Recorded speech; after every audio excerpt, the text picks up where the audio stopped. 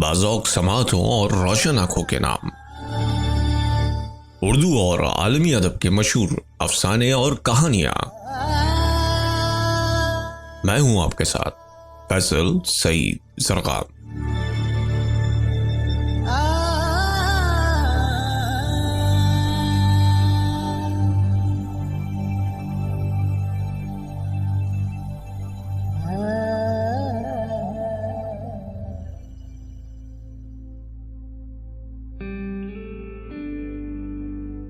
अफसाना fancy hair cutting salon. अफसाना निगार गुलाम अब्बास। आबादियों की अदल बदल ने एक दिन एक अजनबी शहर में 4 हज्जामों को इकट्ठा कर दिया। वो एक छोटी सी दुकान पर चाय पीने आए। जैसा कि कायदा है कि हम पेशा लोग जल्द ही एक दूसरे को पहचान लेते हैं, ये लोग भी जल्द एक दूसरे को जान गए। चारों वतन से लुट लुटा कर आए थे।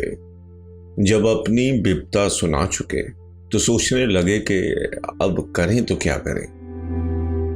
थोड़ी थोड़ी सी पूंजी और अपनी अपनी किस्मत हर एक पास थी ही।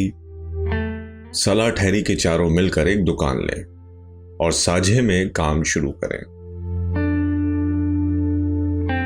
ये तकसीम के आगाज का जमाना था।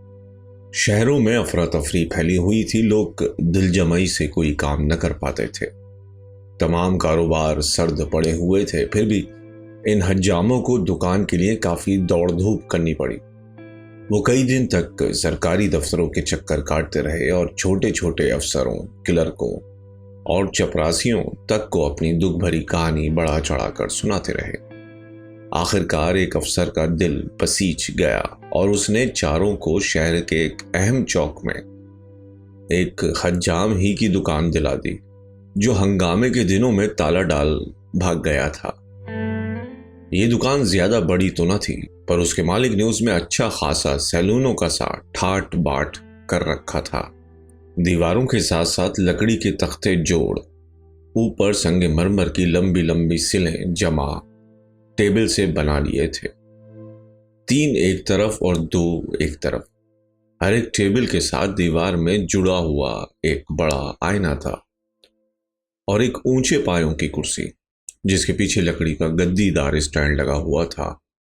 गाहक ठिंगने कद का हो तो स्टैंड को नीचे सरका लिया, लंबे कद का हो तो ऊंचा कर लिया और गद्दी पर उसके सर को टिका मजे से दाढ़ी मूंडने लगे।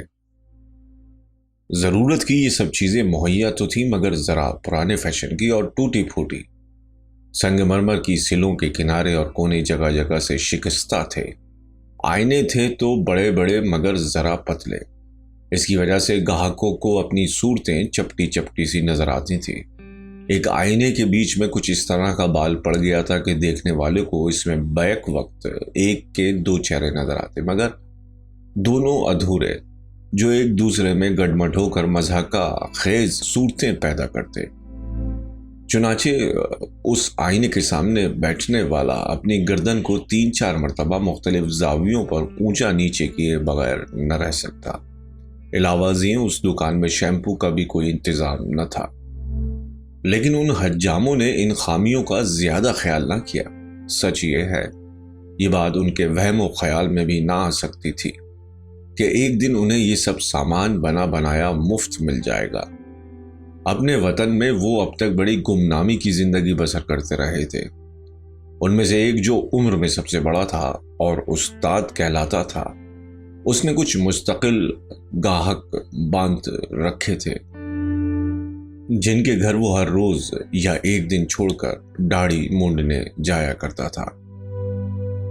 इससे उम्र में दूसरे दर्जे पर जो हजाम था, उसने रेलवे स्टेशन के प्लेटफार्म और लॉरियों के अड्डे संभाल रखे थे। दिन भर किस्मत गले में डाले दाढ़ी बड़ों की टोह में रहा करता था। और दूसरे 2 हजाम जो 9 उम्र थे, 1.5 रुपए यौमिया पर कभी किसी दुकान में तो कभी किसी दुकान में काम किया करते थे।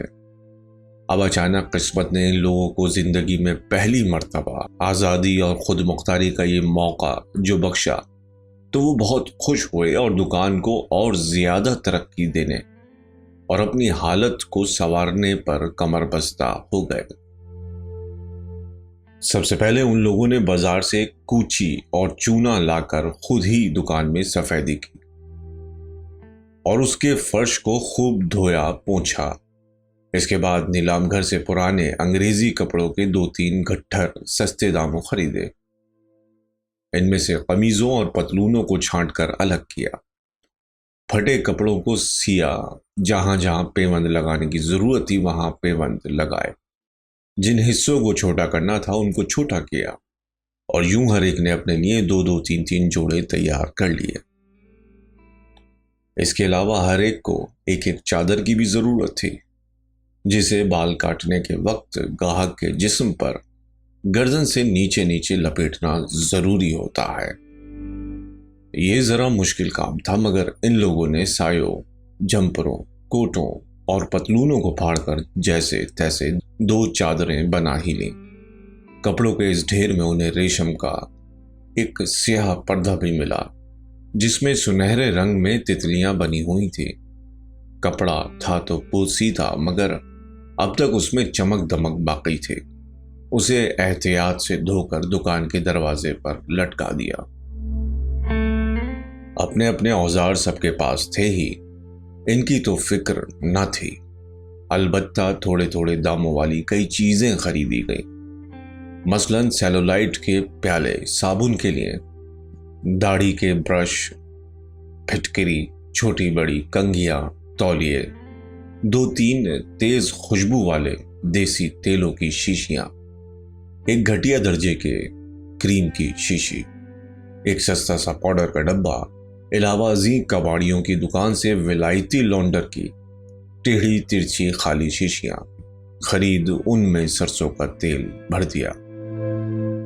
دکان کی آرائش کی طرف سے بھی یہ لوگ غافل نہیں رہے۔ دکان کے پہلے مالک نے اس میں نہ جانے کس زمانے کی دقیانوسی تصویریں لٹکا رکھی تھی، ان کو اتار ڈالا اور ان کی جگہ 2-1 پرانے امریکن فلموں کے بڑے بڑے رنگدار پوسٹر جو ایک کباڑیے کے ہاں سے لے آئے تھے، دکان کے اندر دیواروں پر چسپاں کر دیے۔ علاوہ ازیں 2-3 قطعات اور ایک کیلنڈر جس میں ملک کے بڑے بڑے سیاسی لیڈروں کے فوٹو تھے، دیوار پر ٹانگ دیے۔ دکان کو جلد چلانے کے خیال سے انہوں نے اجرتیں بہت کم رکھیں، مروجہ اجرتوں سے نصف سے بھی کم۔ چنانچہ گتے پر سیاہ روشنائی سے حجامت کی مختلف قسم کی اجرتیں لکھوا کر اسے دیوار پر ایسی جگہ لٹکا دیا کہ گاہک جیسے ہی دکان میں داخل ہو اس کی نظر سب سے پہلے اسی پر پڑے۔ پہلے حجام نے اس دکان کا نام فینسی ہیئر کٹنگ سیلون رکھا تھا۔ یہ نام دکان کی پیشانی پر بہت جلی حروف میں انگریزی اور اردو زبانوں میں لکھا ہوا تھا۔ ایک بابو سے فینسی کا مطلب معلوم کر کے بہت خوش ہوئے اور فیصلہ کیا کہ فی الحال اسی سے کام لیا جائے۔ کوئی نیا نام رکھتے تو اس کو مٹانے اور اس کو لکھوانے پر خاصی رقم خرچ کرنی پڑتی۔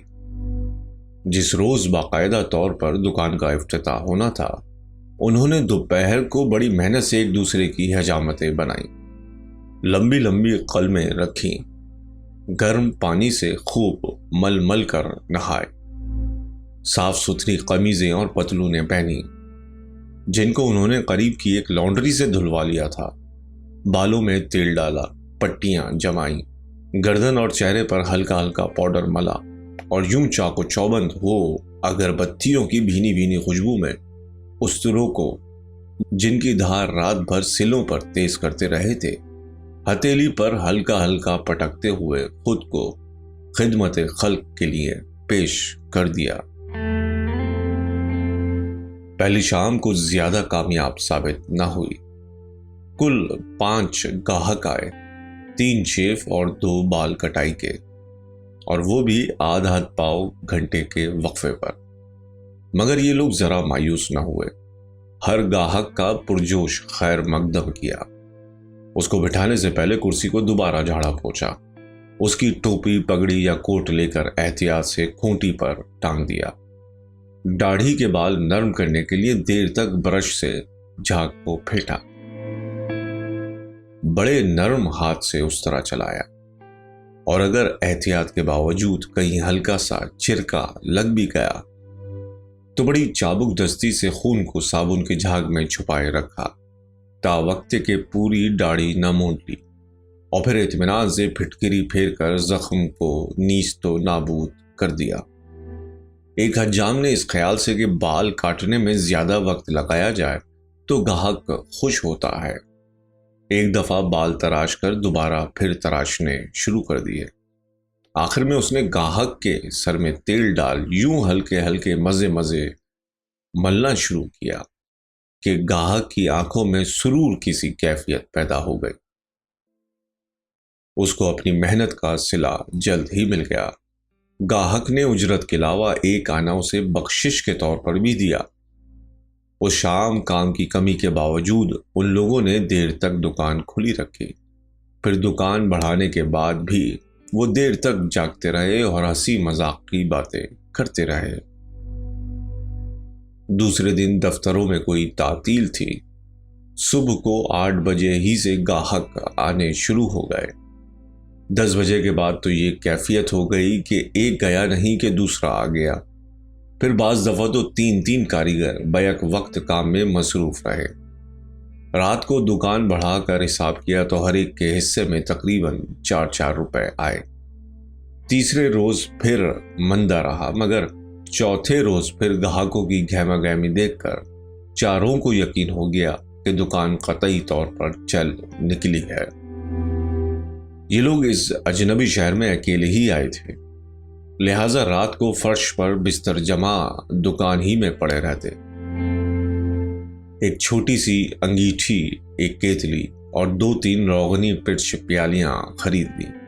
सुबह को दुकान ही में चाय बनाते और नाश्ता करते। दोपहर को तनूर से 2-1 किस्म के सालन और रोटियां ले आते और चारों मिलकर पेट भर लेते। दुकान को कायम हुए अभी 8 दिन ही हुए थे कि एक दिन दोपहर को एक अधेड़ उम्र दुबला पतला शरीफ सूरत आदमी दुकान में दाखिल हुआ। उसके कपड़े मैले थे मगर फटे हुए न थे। सर पर इस वजह की पगड़ी जैसे मुंशी लोग बांधा करते हैं। पाँव में निरी का जूता, दाढ़ी बड़ी हुई। ये फैसला करना मुश्किल था कि इसमें सफेद बाल ज्यादा हैं या काले। एक घटिया दर्जे की ऐनक लगाए था जिसकी एक कमानी टूटी हुई थी और उसे धागे से जोड़ रखा था। इन लोगों ने उसे कुर्सी पर बैठने को कहा। पहले तो वो झिझका मगर फिर बैठ गया। एक हज्जाम ने पूछा, शेव? उसने कहा, नहीं। बाल? नहीं। और फिर क्या चाहते हो? उस्ताद ने पूछा। मेहरबानी करके मेरे नाखून काट दो, उसने कहा। नाखून कटवाने के बाद भी वो शख्स वहीं बैठा रहा। आखिर जब उन लोगों ने बार बार उसकी तरफ सवालिया नजरों से देखा तो उसने कहना शुरू किया, साहब मैं एक गरीब महाजिर हूं। मैं अपने वतन में एक बनिए का मुंशी था। उसके यहाँ राशन कार्डों की पर्चियां लिखा करता था और हिसाब किताब का काम भी किया करता था। वतन छूटा तो ये रोजगार भी छूट गया। इस शहर में कई दिन से बेकार फिर रहा हूं। कई जगह नौकरी की तलाश में गया मगर हर जगह पहले से ही मुंशी मौजूद थे। अगर आप मुझे कोई काम दिलवा दें तो उम्र भर ऐसा न भूलूंगा। मैं इस बेकारी से ऐसा तंग आ गया हूं कि जो काम भी मुझे बताएंगे दिलो जान से करूंगा। हिसाब किताब के अलावा मैं खाना पकाना भी जानता हूं। उसकी ये बात सुनकर ये लोग थोड़ी देर खामोश रहे और आंखों ही आंखों में एक दूसरे से सलाह मशवरा करते रहे। आखिर उस्ताद ने जबान खोली, देखो मियाँ, हम खुद महाजिर हैं और नया नया काम शुरू किया है। तनख्वाह तो हम तुमको देने के नहीं, हाँ खाना दोनों वक्त हमारे साथ खाओ, बल्कि खुद ही पकाओ, क्योंकि तुम हमारे भाई हो। बस अपनी दुकान को झाड़ पोछ दिया करना। پھر جب کہیں تمہارا کام بن جائے تو شوق سے چلے جانا، ہم روکیں گے نہیں۔ اس شخص نے بڑی خوشی سے ان کی یہ شرط منظور کر لی، شکریہ ادا کیا اور وہیں رہ پڑا۔ دوسرے دن بازار سے ایلومینیم کی ایک دیگچی اور کچھ برتن خریدے گئے اور دکان میں ہنڈیا پکنے کا سامان ہونے لگا۔ مگر پہلے ہی روز ان پر یہ بات ظاہر ہو گئی کہ یہ شخص کھانا پکانا کچھ واجبی ہی جانتا ہے، تاہم اسے نکالا نہیں گیا۔ جھاڑنے پوچھنے میں وہ کافی چست تھا، بازار سے سودا بھی دوڑ کر لے آتا تھا۔ سچ یہ ہے کہ ایک شخص جو 8 پہر غلامی کرنے کو تیار تھا، خط پتر لکھ سکتا تھا، حساب کتاب جانتا تھا، آقاؤں سے ادب سے پیش آتا تھا، 2 وقت کی روٹی پر کچھ مہنگا نہ تھا۔ یوں ہی دن گزرتے گئے، یہاں تک کہ دکان کھلے 2 مہینے ہو گئے۔ اس عرصے میں دکان نے خاصی ترقی کر لی تھی۔ ان لوگوں نے اس کے لیے کچھ نیا فرنیچر بھی خرید لیا، شیمپو کے لیے بیسن وغیرہ بھی لگوا لیا تھا اور تھوڑی تھوڑی رقم ہر ایک نے بچا بھی لی تھی۔ تیسرا مہینہ ابھی آدھا ہی گزرا تھا کہ ایک دن صبح ہی صبح استاد کو اپنی بیوی بچوں کی یاد بے طرح ستانے لگی۔ دوپہر ہوتے ہوتے وہ ٹھنڈے ٹھنڈے سانس لینے لگا۔ تیسرے پہر اس کی اداسی اور بھی بڑھ گئی۔ شام ہونے سے پہلے ہی اس نے اپنے ساتھیوں سے 4 دن کی چھٹی لی اور بیوی بچوں کو لے آنے کے لیے روانہ ہو گیا، جو کوئی 200 میل دور کسی شہر میں اپنے کسی رشتہ دار کے دروازے پر ناخواندہ مہمان بنے پڑے تھے۔ استاد نے 4 دن میں لوٹ آنے کا پکا وعدہ کیا تھا اور بڑی بڑی قسمیں کھائی تھیں، مگر واپسی میں پورے 15 دن لگ گئے۔ بیوی بچوں کو تو اسٹیشن کے مسافر خانے ہی میں چھوڑا اور خود دکان پر پہنچا۔ اس نے اپنے ساتھیوں کو بیماریوں کی ایک طویل داستان سنائی، جن میں اس کی بیوی اور 4 بچے مبتلا تھے، اور وہ تکلیفیں بھی بیان کی جو بیوی بچوں کو یہاں تک لانے میں اسے اٹھانی پڑی۔ آخر میں اس نے خرچ کی تنگی کا ذکر کیا اور روپیہ قرض مانگا۔ یہ بات تو ظاہری ہی تھی کہ جتنے روز استاد نے دکان میں کام نہیں کیا تھا، اتنے روز کی آمدنی میں اس کا کوئی حصہ نہ تھا، اور پھر ایک کاریگر کے کم ہو جانے سے آمدنی بھی نسبتاً کم ہی ہوئی تھی۔ مگر کچھ تو بزرگی کا لحاظ کرتے ہوئے اور کچھ مروت کی وجہ سے اس کے ساتھیوں نے اسے یہ بات نہ جتائی، بلکہ ہر ایک نے اپنی اپنی جیب سے 5 روپے نکال کر اس کے حوالے کر دیے۔ 15 روپے استاد کی ضرورتوں کے مقابلے میں بہت ہی کم تھے، مگر وہ چپ چاپ یہ رقم لے کر چلا گیا۔ دوسرے دن سے پھر 4 آدمی کام کرنے لگے۔ اب تک تو ان کا یہ قاعدہ رہا تھا کہ گاہکوں سے اجرتیں لے لے کر اپنے پاس ہی جمع کرتے رہتے اور رات کو دکان بڑھاتے وقت ساری رقم اکٹھی کر کے آپس میں برابر برابر تقسیم کر لیتے۔ دکان کے رکھ رکھاؤ، ٹوٹ پھوٹ اور اپنے اور نوکر کے کھانے پینے پر جو رقم خرچ ہوتی، اس میں وہ 4 برابر کے ساتھی تھے۔ مگر استاد نے دوسرے ہی دن باتوں باتوں میں اپنے ساتھیوں سے کہہ دیا کہ بھائی میں بیوی بچوں والا ہوں، پردیس کا معاملہ ہے، ان کو اکیلے کیسے چھوڑ سکتا ہوں، اس لیے رات کو میں ان کے پاس سویا کروں گا۔ دوسرے یہ کہ کھانا بھی میں ان کے ساتھ ہی کھایا کروں گا۔ آج سے تم کھانے پینے کے خرچ میں سے میرا نام نکال دو۔ اور بھائیوں، یہ کیسے ہو سکتا ہے کہ میں تو تمہارے ساتھ خرچ کروں اور ادھر گھر پر بھی؟ اس کے ساتھ ہی یہ بات سن کر خاموش ہو رہے۔ اب استاد دوپہر کو کھانا کھانے گھر چلا جاتا، جو اس نے قریب ہی کہیں لے لیا تھا۔ 2 گھنٹے بعد لوٹتا۔ رات کو وہ جلد ہی دکان بڑھوا اپنا حصہ لے چلتا بنتا۔ کوئی ہفتہ بھر تک یہی سلسلہ رہا، مگر اس کے بعد استاد کے 3 ساتھیوں کے طور ایک دم بدل سے گئے۔ اب وہ اکثر آپس میں خسر پسر کرتے اور چپ کے استاد کی حرکات و سکنات کو غور سے دیکھتے رہتے، خصوصاً اس وقت جب حجامت کے بعد استاد گاہک سے اجرت وصول کرتا۔ وہ کنکھیوں سے دیکھتے رہتے کہ استاد پیسے کس جیب میں ڈالتا ہے۔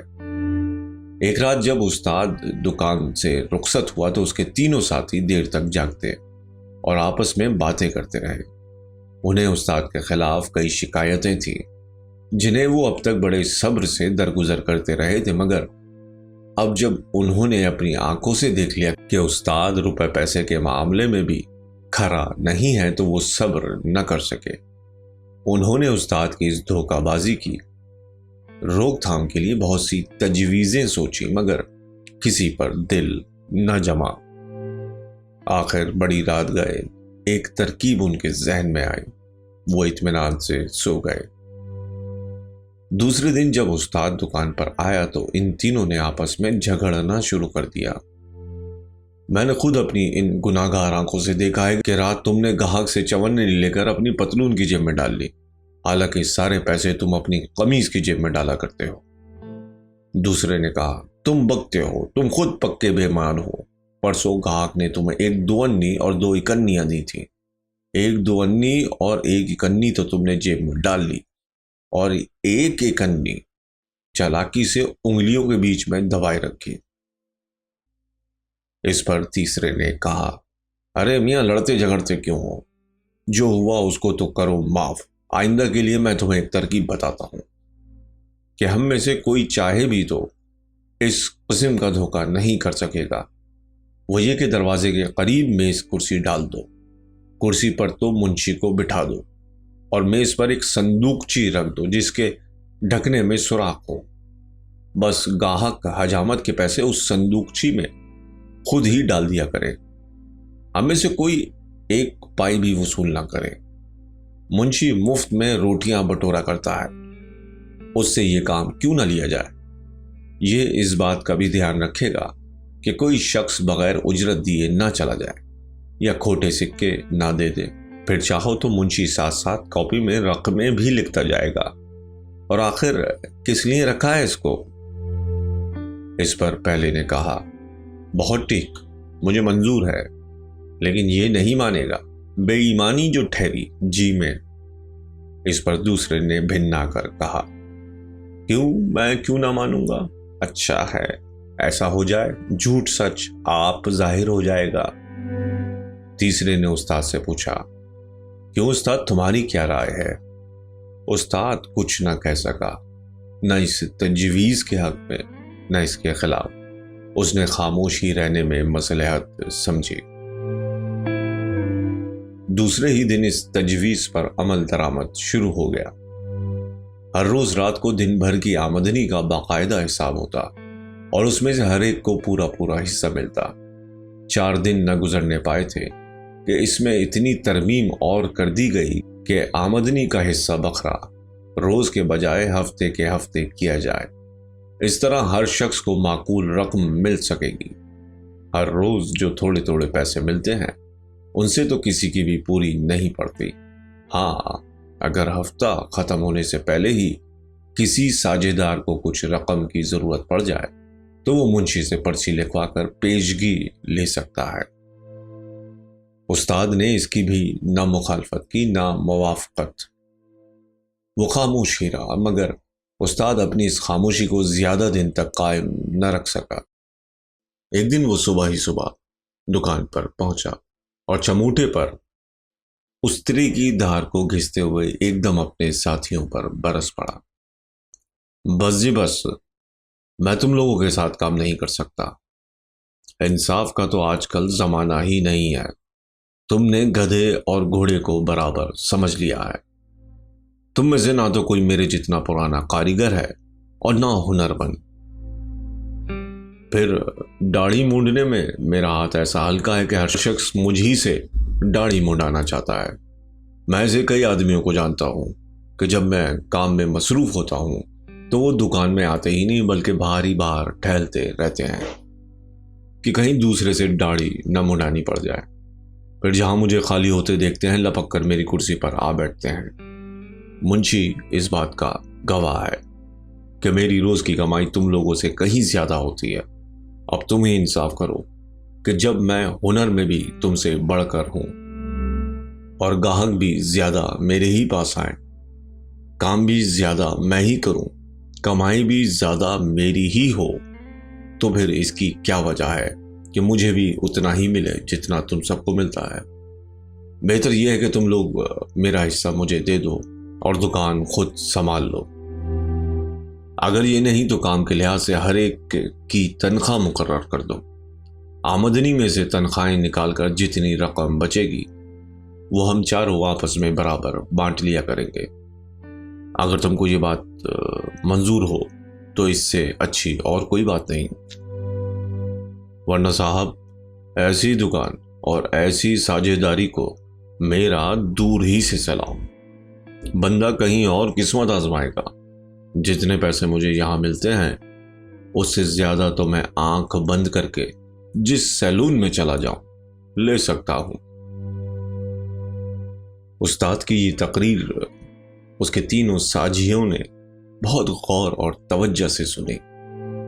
اس میں کچھ باتیں ٹھیک بھی تھیں، مثلاً ہنرمندی میں استاد واقعی ان تینوں سے کہیں بڑھ کر تھا، مگر اس کا یہ مطلب تھوڑا ہی تھا کہ وہ ساجھیداری میں اپنی ہنرمندی کا ناجائز دباؤ ڈالے۔ جب ساجھا ہی ٹھہرا تو ہنر کی کون پرواہ کرتا ہے؟ ساجھا ایک کنبے کی طرح ہے جس میں کمانے والے فرد اپنی اپنی بساط کے مطابق کنبے کی پرورش کرتے ہیں۔ کم و بیش کمانے والوں یا نہ کمانے والوں میں کسی قسم کی تفریق نہیں کی جاتی، اور یہ استاد کی حد درجہ کم ظرفی ہے کہ وہ زیادہ ہنرمند اور کم ہنرمند کا سوال اٹھا کر ساجھے میں تفریق پیدا کرنا چاہتا ہے۔ استاد کے دکان سے قطع تعلق کر لینے کا مطلب بھی وہ خوب سمجھتے تھے۔ اس کا مطلب تھا کہ ایک بھاری رقم بطور معاوضہ استاد کو دینا، اور یہ رقم ان کے پاس نہ تھی۔ دوسری صورت یہ تھی کہ یہ تینوں دکان سے علیحدہ علیحدہ ہو جاتے، مگر علیحدہ ہو کر جاتے تو کہاں جاتے؟ نہ کام ہی میں ایسی مہارت تھی کہ دوسری جگہ آسانی سے نوکری مل سکتی، اور نہ سر چھپانے ہی کا کوئی ٹھکانہ تھا۔ لہٰذا گلے شکوے تو انہوں نے بہت کی، مگر انجام کار انہوں نے استاد کی تنخواہوں والی شرط مان ہی لی۔ تنخواہیں مقرر کرنے کے مسئلے نے خاصا طول کھینچا۔ آخر بحث و تمہیز کے بعد یہ طے پایا کہ استاد کو تو 150 روپے ماہوار ملے، اور اس سے نچلے کاریگر کو 120، تیسرے کو 100 اور چوتھے کو 80۔ ساتھ ہی یہ بھی قرار پایا کہ تنخواہوں کا حساب مہینے کے مہینے ہوا کرے۔ استاد دل میں بہت خوش تھا کہ بالآخر اس نے اپنا توفق اپنے ساتھیوں پر قائم کر لیا۔ ادھر اس کے ساتھی کچھ دن پشمزدہ رہے، مگر پھر مہینے کے بعد ایک معقول رقم ہاتھ آنے کے خیال نے رفتہ رفتہ ان کا غم دور کر دیا، اور وہ بڑی بے تابی سے مہینے کے ختم ہونے کا انتظار کرنے لگے۔ خدا خدا کر کے جب مہینہ ختم ہوا اور تنخواہ کا دن آیا تو یہ دیکھ کر ان چاروں حجاموں کی حیرانی اور مایوسی کی کوئی حد نہ رہی کہ پچھلے مہینے دکان سے جو آمدنی ہوئی تھی اس میں سے ان کی آدھی تنخواہیں بھی نہیں نکلتی تھیں۔ ان لوگوں کو سب سے زیادہ اچنبھا اس بات پر ہوا کہ دکان پہلے زیادہ ترقی پر تھی، گاہک بھی پہلے سے زیادہ آ رہے تھے، مگر اس کے باوجود انہیں جو رقم ملی اس کا یومیہ ابتدائی دنوں کے یومیے سے بھی کم تھا۔ منشی کے کھاتے کی جانچ پڑتال کی گئی، مگر اس نے پائی کا حساب بتا دیا۔ ہر شخص کی روز کی کمائی، چاروں کی روز کی کمائی، ہفتے کی کمائی، مہینے کی کمائی، الگ الگ بھی اور مشترکہ بھی، پورا چٹھا کھول کر رکھ دیا۔ کیا مجال جو کوئی شخص اس کے حساب میں غلطی نکال سکے۔ قاعدہ ہے کہ روپیہ باہر سے آنے والا ہو یا بندھی ہوئی تنخواہ ہو تو انسان خواہ اپنے خرچ بڑھا لیتا ہے یا اس کے بھروسے پر قرض لے لیتا ہے۔ ان میں سے 2 حجام، ایک استاد اور ایک اسی امید پر محلے کے بعد دکانداروں کے مقروض ہو گئے۔ قرض خواہ کے تقاضوں کا ڈر تو تھا ہی، آئندہ قرض کا دروازہ بند ہو جانے کا بھی احتمال تھا۔ اس روز رات کو جب وہ دکان بڑھانے لگے تو حد درجہ دل شکستہ اور مایوس نظر آتے تھے۔ سب سے زیادہ مسکین پن منشی کے چہرے سے ٹپک رہا تھا۔ ہرچند اس کی کوئی تنخواہ مقرر نہ تھی، پھر بھی اپنے آقاؤں کی اس مصیبت میں وہ برابر کا شریک نظر آتا تھا۔ وہ آہستہ آہستہ قدم اٹھاتا ان کے قریب آیا اور درد میں ڈوبی ہوئی آواز میں جھجک کر کہنے لگا، آپ لوگوں نے میرے ساتھ جو بھلائی کی ہے میں عمر بھر اسے نہیں بھول سکتا۔ آج آپ کو پریشان دیکھ کر میرا دل بے حد اڑا ہے۔ اب میں آپ کو سچی بات بتاتا ہوں۔ وہ بات یہ ہے کہ جب میں اپنے وطن میں بنیے کے ہاں نوکر تھا تو ہر مہینے تنگی ترشی کر کے اپنی تنخواہ میں سے کچھ روپے بچا لیا کرتا تھا۔ چند مہینوں میں خاصی پونجی جمع ہو گئی۔ وطن سے چلتے وقت ساتھ لیتا آیا اور یہاں ڈاک خانے میں جمع کرا دی تاکہ آڑے وقت میرے کام آئے۔ مگر اب آپ کو پریشان دیکھ کر دل نے گوارا نہ کیا کہ میرے پاس روپیہ ہو اور میں اسے اپنے بھائیوں سے چھپائے رکھوں۔ اگر آپ کہیں تو کل میں ڈاک خانے سے اپنا روپیہ نکالنا ہوں، آپ اسے کام میں لائیے۔ جب دکان کی آمدنی بڑھ جائے تو مجھے لوٹا دینا، میں کوئی نفع نہیں لوں گا۔ تمہارے پاس کتنے روپے ہیں؟ حجاموں نے پوچھا۔ کچھ تأمل کے بعد منشی نے دھیرے سے کہا، 100 روپے۔ دوسرے دن منشی ڈاک خانے سے 100 روپے نکال لایا اور ان سے الگ الگ رسید لے کر وہ رقم ان میں تقسیم کر دی۔ اس طرح ان کی پریشانیاں کسی قدر دور ہو گئی، مگر اگلے مہینے دکان میں اس سے بھی کم آمدنی ہوئی۔ اب تو یہ لوگ بہت ہی گھبرائے۔ منشی نے بڑی چھان بین کے بعد آمدنی کے کم ہونے کی یہ وجہ دریافت کی کہ چونکہ چوک کے دوسرے ہیئر کٹنگ سیلونوں نے بھی ان کی دیکھا دیکھی یا مندے کی وجہ سے اپنے ہاں کی اجرتیں کم کر دی ہیں، اس لیے وہ گاہک جو محض کفایت کے خیال سے ان کے ہاں لپک آئے تھے اب ان سب سیلونوں میں بڑھ گئے ہیں۔ ان لوگوں نے منشی کی بات کا کچھ یقین کیا، کچھ نہ کیا۔ بہرحال وہ اس سے زیادہ اور کر بھی کیا سکتے تھے۔ چونکہ منشی اپنے بھائی سے 100 روپے قرض لے آیا تھا، اس لیے ان لوگوں کو زیادہ پریشانی نہ اٹھانی پڑی۔ تیسرے مہینے صورتحال کچھ سدھر گئی اور انہوں نے کسی قدر اطمینان کا سانس لیا، مگر چوتھے مہینے آمدنی ایک دم پھر کم ہو گئی۔ اس پر ستم یہ ہوا کہ اس دفعہ منشی نے ان کی امداد کرنے سے بالکل معذوری ظاہر کر دی۔ اس نے کہا، بھائیو، اگر میرے پاس روپیہ ہوتا یا میں کہیں سے لا سکتا تو میں آپ کے قدموں میں نچھاور کر دیتا، لیکن میرے پاس جو کچھ تھا میں پہلے ہی آپ کی نذر کر چکا ہوں۔ اس روز تو انہوں نے زیادہ اصرار نہ کیا، مگر دوسرے دن صبح ہوتے ہی چاروں نے منشی کو آ گھیرا۔ جب ان کی خوشامد اور التجاؤں کی حد نہ رہی تو منشی نے کہا، اچھا بھائیو، شام تک صبر کرو۔ شام ہوئی تو وہ چاروں حجاموں سے یوں مخاطب ہوا، صاحبو، مجھے ایسا معلوم ہوتا ہے کہ اس دکان کی حالت کبھی نہیں سدھرے گی۔ اس کی وجہ یہ ہے کہ آپ لوگوں نے اپنی اپنی جو تنخواہیں مقرر کر رکھی ہیں آمدنی سے کہیں زیادہ ہیں۔ اگر آپ چاہتے ہیں کہ دکان چلے اور آپ کی پریشانیاں دور ہوں تو سب سے پہلے اپنی اصلاح کیجیے۔ میرا مطلب یہ ہے کہ آپ سب اپنے اپنے اخراجات کو کم کیجیے، اور دوسرے یہ کہ آپ اپنی اتنی ہی تنخواہیں مقرر کیجیے جتنی عام طور پر اس قسم کے سیلونوں میں ملازموں کو دی جاتی ہیں۔ اگر آپ میری تجویز کی ہوئی تنخواہ منظور کر لیں تو میں آپ کو یقین دلاتا ہوں، بلکہ اس بات کا ٹھیکہ لیتا ہوں کہ ہر مہینے آپ کو پوری تنخواہ ملا کرے گی۔ میں تو یہاں تک کہتا ہوں کہ اگر آپ میرے کہنے پر چلیں تو آپ کو ہر مہینے کی پہلی کو پیشگی ہی تنخواہ مل جایا کرے گی۔ یہ روپیہ کہاں سے آئے گا اس سے آپ کو مطلب نہیں۔ چاہے میں چوری کروں، ڈاکہ ڈالوں، مگر آپ کی تنخواہ پیشگی ہی ملتی رہے گی۔ آپ نے میرے ساتھ ایسی بھلائی کی ہے کہ میں عمر بھر بھول نہیں سکتا۔ اور بھائیوں، اگر آپ کو یہ شرط منظور نہ ہو تو آپ جانیں اور آپ کا کام، میں آپ کے لیے روپے کا بندوبست نہیں کر سکتا۔ چند لمحے خاموشی رہی۔ اس کے بعد استاد نے منشی سے پوچھا، اچھا بتاؤ تو تم ہماری کیا تنخواہیں مقرر کرتے ہو؟